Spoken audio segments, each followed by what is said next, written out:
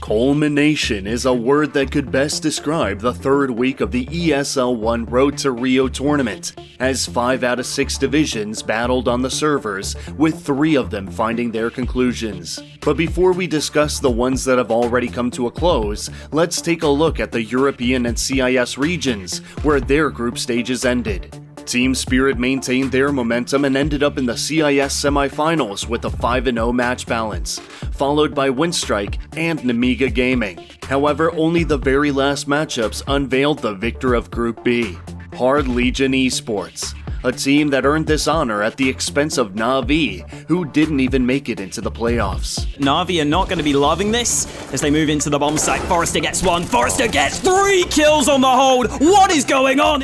And as for Europe, let's just say that Fnatic and Mousesports won't recreate their recent ESL Pro League performances, as neither of them qualified for the next stage. Something deeply in contrast to FaZe Clan. Nico's not in the best position, but he lands the first shot. Smoke about to go down. The Molotov lands at Car. Nico smokes it anyway. And now they're going to start to close in on his position. But Nico, oh, the flash was good, but he misses the shot. Gets it second time of asking. And Nico ducks back into the smoke, somehow still alive. Nico firing on all cylinders right now. A 3rd kill for him on the round. Nearly a 4th, but these Molotovs might be his death sentence. He's still going. Who were literally untouchable in Group B, which they conquered without a single loss. With the EU and CIS groups done and dusted, it's now time to see what exactly went down in the 2 divisions that joined us this week. Starting in Asia, it soon became clear that Vici Gaming is still one of the dominant teams in the region, as they topped their group with a clean sweep and won 3 matchups.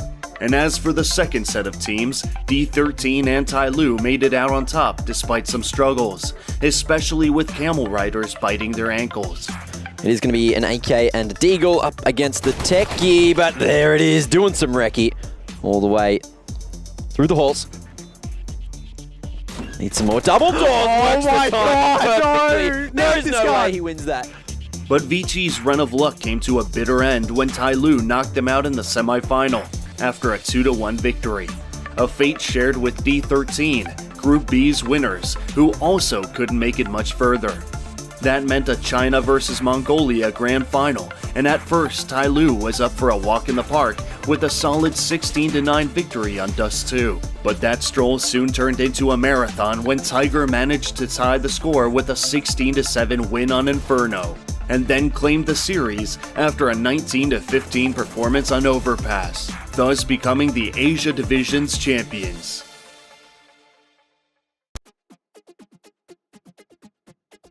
We're now going to visit the land down under, where 4 teams from the Oceanic Division fought for their share of the Rio Major qualification points. It soon turned out that the balance of power hadn't shifted too much, with Renegades easily securing the top spot in the group and flying straight into the grand final.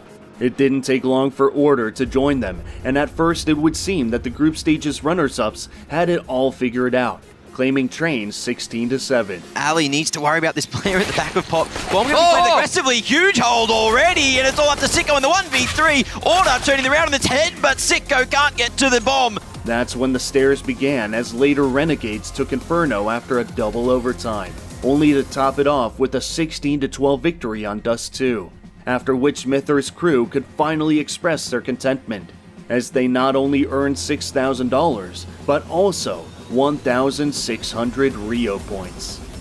Finally, it's time to put the cherry on top with the North American Division playoffs.